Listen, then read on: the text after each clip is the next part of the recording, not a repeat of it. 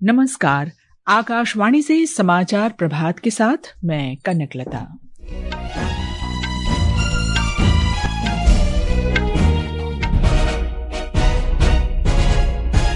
प्रधानमंत्री नरेंद्र मोदी आज आईआईटी दिल्ली के दीक्षांत समारोह में मेधावी छात्रों को संस्थान का सर्वोच्च सम्मान प्रदान करेंगे। भारतीय भुगतान परिषद ने स्पष्ट किया, उपभोक्ताओं और छोटे व्यापारियों के लिए यूपीआई लेन देन निःशुल्क रहेगा। भारत ने प्रस्तावित एफसीआरए विधेयक पर एक अमेरिकी सांसद की आपत्तियों को खारिज किया। विधेयक को देश का आंतरिक मामला बताया। झारखंड सरकार ने भर्ती परीक्षाओं में कथित अनियमितताओं को लेकर प्रदर्शन कर रहे छात्रों से पहली औपचारिक बातचीत की।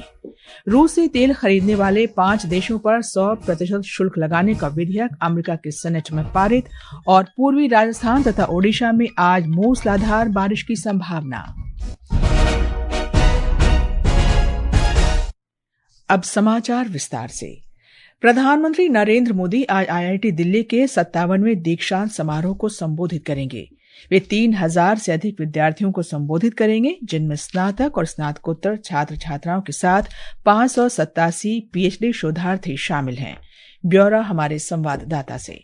प्रधानमंत्री नरेंद्र मोदी समारोह के दौरान संस्थान के सबसे प्रतिष्ठित सम्मान जैसे president's gold medal, director's gold medal, Shankar Dayal Sharma gold medal और परफेक्ट 10 गोल्ड मेडल मेधावी छात्रों को प्रदान करेंगे। इसके अलावा श्री मोदी परम प्रज्ञा का भी उद्घाटन करेंगे, जो आईआईटी दिल्ली के सोनीपत कैंपस में स्थापित एआई संचालित हाई परफॉर्मेंस सुपर कंप्यूटिंग सुविधा है। यह आधुनिक सुविधा AI, data science, advance computing और अंतर विषयक शोध के क्षेत्रों में संस्थान की क्षमताओं को मजबूत करेगी। एक सोशल मीडिया पोस्ट में प्रधानमंत्री ने कहा कि आईआईटी दिल्ली ने हमेशा अनुसंधान और नवाचार के क्षेत्रों में महत्वपूर्ण योगदान दिया है। श्री मोदी ने कहा कि वह इस अग्रणी संस्थान के छात्रों और शिक्षकों के बीच जानने के लिए उत्सुक हैं। श्री वांग मिश्रा, आकाशवाणी समाचार, दिल्ली।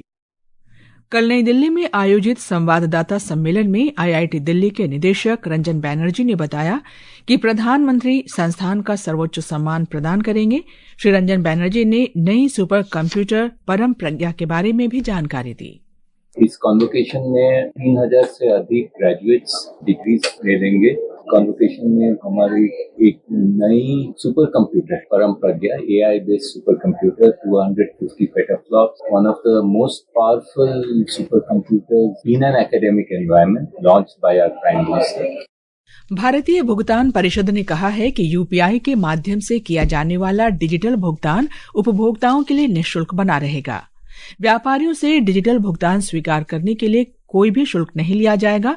परिषद ने स्पष्ट किया है कि व्यापारियों और भुगतान सेवा प्रदाताओं के बीच होने वाले व्यावसायिक शुल्क का भुगतान उपभोक्ताओं को नहीं करना होगा। एक रिपोर्ट। यूपीआई के जरिए लेन देन पर चार्ज लगने की खबरों ने आम उपभोक्ताओं और छोटे दुकानदारों के बीच चिंता पैदा कर दी थी। इस भ्रम को पूरी तरह दूर करते हुए payments council of India PCI ने साफ किया है कि ग्राहकों के लिए यूपीआई सेवाएं पूरी तरह मुफ्त बनी रहेंगी। डिजिटल इंडिया की रफ्तार को बनाए रखने और वित्तीय समावेशन को सुरक्षित रखने के लिहाज से ये स्पष्टीकरण एक बड़ा राहत देने वाला कदम है। पीसीआई ने कहा है कि यूपीआई देश की महत्वपूर्ण डिजिटल व्यवस्था बन चुका है, जिसका इस्तेमाल करोड़ों लोग रोजाना करते हैं। बढ़ते लेन देन को देखते हुए सुरक्षा, तकनीक और ढांचे को मजबूत बनाए रखना जरूरी है, ताकि भविष्य में भी यूपीआई उपभोक्ताओं और कारोबारियों के लिए सुचारू रूप से काम करता रहे। समाचार कक्ष से फरहत नाज। भारत ने विदेशी अंशदान विनियमन संशोधन विधेयक एफसीआरए पर एक अमेरिकी सांसद की आपत्तियों को खारिज कर दिया है। नई दिल्ली में विदेश मंत्रालय के प्रवक्ता रणधीर जायसवाल ने कहा कि ये देश का आंतरिक विधायी मामला है और इस पर निर्णय संसद करती है। उन्होंने कहा कि अमेरिका सहित कई देशों में भी विदेशी धन के प्रवाह को नियंत्रित करने के लिए कानून लागू हैं। We have seen the comments. हमने टिप्पणियां देखी हैं। ये देश का आंतरिक विधायी मामला है और इस पर निर्णय संसद करती है। मैं ये भी बताना चाहूंगा कि अमेरिका सहित कई देशों में विदेशी धन के प्रवाह को नियंत्रित करने के लिए कानून लागू हैं। Regulate the flow of foreign funds. भारतीय जहाजों और नाविकों की सुरक्षा के संबंध में श्री जायसवाल ने कहा कि भारत इस मुद्दे को सर्वोच्च प्राथमिकता देता है। उन्होंने बताया कि खाड़ी क्षेत्र में स्थित भारतीय मिशन संबंधित देशों के नौवहन मंत्रालयों और समुद्री प्राधिकरणों के साथ लगातार संपर्क में है। उन्होंने कहा कि सहायता की आवश्यकता वाले लोगों के लिए 24 घंटे हेल्पलाइन संचालित की जा रही हैं। While we are coordinated, Paschim Asia और खाड़ी क्षेत्र में हम स्थानीय नौवहन मंत्रालय और अधिकारियों के साथ मिलकर काम कर रहे हैं। हम अंतर्राष्ट्रीय जलमार्गों पर सुरक्षित और बिना किसी रुकावट के आवाजाही और व्यापार के निर्बाध संचालन की मांग दोहराते रहे हैं। हम सभी पक्षों से अपील करते हैं कि वे लोगों के बुनियादी ढांचे और नागरिकों, खासकर वाणिज्यिक जहाजों और नाविकों को निशाना बनाने से बचें। vessels and seafarers. पाकिस्तान, तुर्की और सऊदी अरब के बीच हुए रक्षा समझौते पर श्री जायसवाल ने कहा कि भारत इस घटनाक्रम पर भी नजर बनाए हुए है। झारखंड में जेपीएससी और जेएसएससी परीक्षाओं में कथित अनियमितताओं को लेकर जारी छात्र आंदोलन के बीच सरकार और छात्र प्रतिनिधि मंडल के बीच कल पहली औपचारिक वार्ता हुई। करीब 1.5 घंटे तक चली बैठक में छात्रों ने भर्ती परीक्षाओं में पारदर्शिता, कथित अनियमितताओं की निष्पक्ष जांच और भर्ती प्रक्रिया में व्यापक सुधार की मांग दोहराई। ब्यौरा हमारी संवाददाता से। सरकार की ओर से 4 मंत्रियों और विकास आयुक्त ने वार्ता में भाग लिया। मंत्रियों ने छात्रों की मांगों पर सकारात्मक कार्रवाई का भरोसा दिलाते हुए कहा कि वार्ता में उठाए गए सभी मुद्दों से मुख्यमंत्री को अवगत कराया जाएगा। छात्र प्रतिनिधियों ने वार्ता को सकारात्मक बताया, लेकिन स्पष्ट किया कि लिखित निर्णय और मांगों पर ठोस कार्रवाई होने तक धरना और भूख हड़ताल जारी रहेगी। उन्होंने कहा कि यदि 10 अगस्त तक संतोषजनक निर्णय नहीं लिया गया तो पूर्व निर्धारित विधानसभा घेराव कार्यक्रम आयोजित किया जाएगा। इस बीच मुख्यमंत्री हेमंत सोरेन ने कहा कि सरकार छात्रों की समस्याओं के प्रति संवेदनशील है और संवाद के माध्यम से समाधान निकालना चाहती है। महविश रहमान, आकाशवाणी समाचार, रांची। ये समाचार आकाशवाणी से प्रसारित किए जा रहे हैं। ताज़ा समाचार जानने के लिए आप हमारे news on AIR mobile app और social media handle @AIR News Hindi को फॉलो कर सकते हैं। समाचार प्रभात में आपका फिर स्वागत है। अमेरिकी सेनेट ने रूस से तेल खरीदने वाले चीन और अन्य देशों को दंडित करने संबंधी विधेयक को पारित कर दिया है। दावा किया जा रहा है कि चीन और अन्य देश रूस से पेट्रोलियम उत्पाद खरीद रहे हैं, जिससे रूस को यूक्रेन युद्ध में मदद मिल रही है। लिंडसे ग्राहम के नाम पर रखे गए इस विधेयक को समर्थन में 86 और विरोध में 11 वोट पड़े। ये विधेयक राष्ट्रपति डोनाल्ड ट्रंप को रूस से तेल और गैस खरीदने वाले 5 बड़े देशों पर 100% शुल्क लगाने की अनुमति देगा।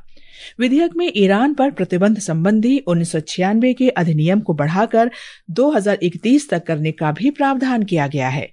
1996 के इस अधिनियम में ईरान के ऊर्जा क्षेत्र में निवेश करने वाली कंपनियों पर जुर्माना लगाने का प्रावधान है। संयुक्त राष्ट्र महासचिव अंतोनियो गुतरश ने पाकिस्तान के कब्जे वाले जम्मू कश्मीर में प्रदर्शनकारियों की मौत के मामलों की निष्पक्ष जांच की मांग का समर्थन किया है।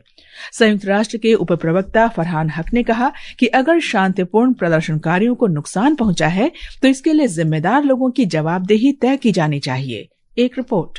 संयुक्त राष्ट्र के मानवाधिकार प्रमुख वोल्कर टुर्क ने अशांति के दौरान हुई सभी मौतों की जल्द, निष्पक्ष और गहन जांच की मांग की थी। इनमें प्रदर्शनकारी और सुरक्षा बल दोनों शामिल हैं। पाकिस्तान के कब्जे वाले जम्मू कश्मीर में चुनाव में कथित गड़बड़ियां और स्थानीय विधानसभा चुनाव में बाहरी लोगों के लिए सीटें आरक्षित किए जाने के विरोध में प्रदर्शन जारी है। खबरों के मुताबिक ज्वाइंट अवामी एक्शन कमेटी के नेतृत्व में हुए हाल के प्रदर्शन में करीब 50 लोगों की मौत हुई है। समाचार कक्ष से अमीशा।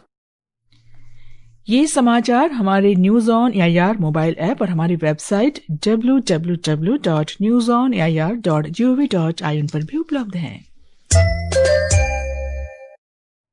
मौसम विभाग ने आज पूर्वी राजस्थान और ओडिशा में मूसलाधार बारिश का अनुमान व्यक्त किया है।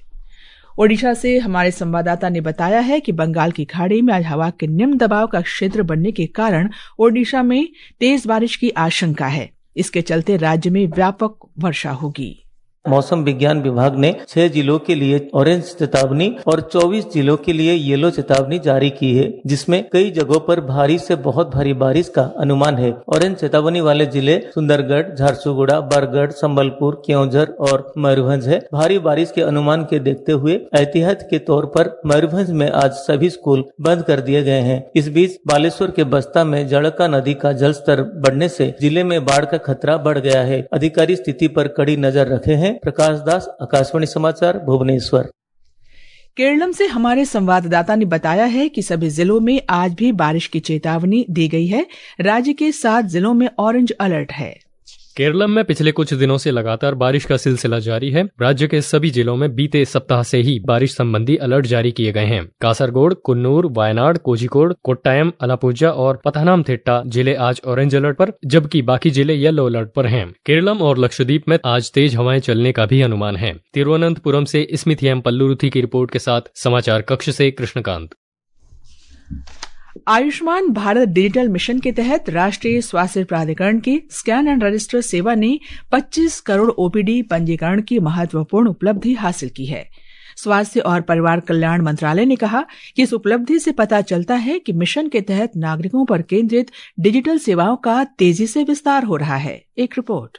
अक्टूबर 2022 में शुरू होने के बाद से स्कैन एंड रजिस्टर सेवा ने मरीजों के लिए आसान क्यूआर कोड स्कैन के जरिए अस्पताल में डिजिटल रूप से पंजीकरण कराने की सुविधा देकर ओपीडी रजिस्ट्रेशन के अनुभव का कायाकल्प कर दिया है। यह सेवा अभी देश भर के 36 राज्यों और केंद्र शासित प्रदेशों तथा 756 जिलों में 30,800 स्वास्थ्य केंद्रों में उपलब्ध है। राज्यों और केंद्र शासित प्रदेशों में Bihar scan and register transaction के साथ देश में सबसे आगे है। इसके बाद उत्तर प्रदेश, आंध्र प्रदेश और जम्मू कश्मीर है। सरकारी स्वास्थ्य केंद्रों में एम्स नई दिल्ली में सबसे ज्यादा मरीजों ने इस सेवा से पंजीकरण कराए हैं। इस उपलब्धि के बारे में राष्ट्रीय स्वास्थ्य प्राधिकरण के मुख्य कार्यकारी अधिकारी डॉक्टर सुनील कुमार बरनवाल ने कहा कि स्कैन एंड रजिस्टर के जरिए 25 करोड़ लोगों के ओपीडी में पंजीकरण की उपलब्धि भारत के डिजिटल स्वास्थ्य पारितंत्र में नागरिकों और स्वास्थ्य सेवा प्रदाताओं के बढ़ते भरोसे को दर्शाती है। आनंद के रिपोर्ट के साथ समाचार कक्ष से चिराग झा।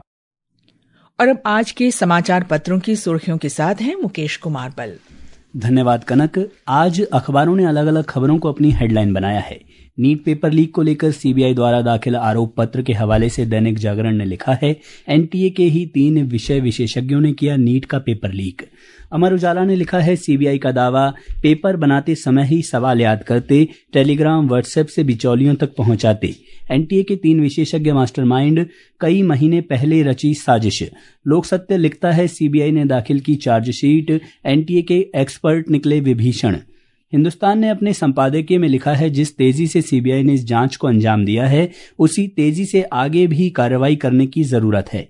देश में जो भी पेपर लीक के मामले हाल के महीनों में सामने आए हैं, उनकी भी सीबीआई जांच करनी चाहिए, ताकि दूध का दूध और पानी का पानी हो जाए। दिल्ली एनसीआर में कल हुई घनघोर बारिश को जनसत्ता ने आफत की बरसात कहा है। अखबार लिखता है, राजधानी में अगस्त के पहले सप्ताह में 2011 के बाद सबसे अधिक बारिश दर्ज, सड़कों पर भारी जल भराव। राजस्थान पत्रिका ने बदल रहा मानसून का पैटर्न शीर्षक से लिखा है, देश भर में अभी तक 11% कम बरसे बादल, 14 राज्यों में कम बारिश, 10 दिन में नहीं मिली राहत तो सूखे जैसे हालात। विदेशी अंशदान विनियमन अधिनियम संशोधन विधेयक पर पंजाब केसरी के शब्द हैं, संसद में अब आर पार की तैयारी। एफसीआरए पर शाह संभालेंगे मोर्चा, कांग्रेस ने जारी की व्हिप। मोदी और सुखबीर की मुलाकात से पंजाब में चुनावी हलचल तेज, जनसत्ता के पहले पन्ने पर है। दैनिक ट्रिब्यून लिखता है, पंजाब में शिरोमणि अकाली दल भाजपा गठबंधन की अटकलें तेज। स्वतंत्रता दिवस समारोह के दौरान इस बार लाल किले की प्राचीर से राष्ट्रगान के साथ गूंजेगा वंदे मातरम, राजस्थान पत्रिका में है। अंत में मुख्य समाचार एक बार फिर।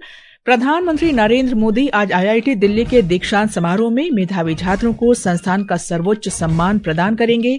यूपीआई लेन देन उपभोक्ताओं और छोटे व्यापारियों के लिए निःशुल्क बना रहेगा, भारतीय भुगतान परिषद ने स्पष्ट किया। भारत ने प्रस्तावित एफसीआरए विधेयक पर एक अमेरिकी सांसद की आपत्तियों को खारिज किया।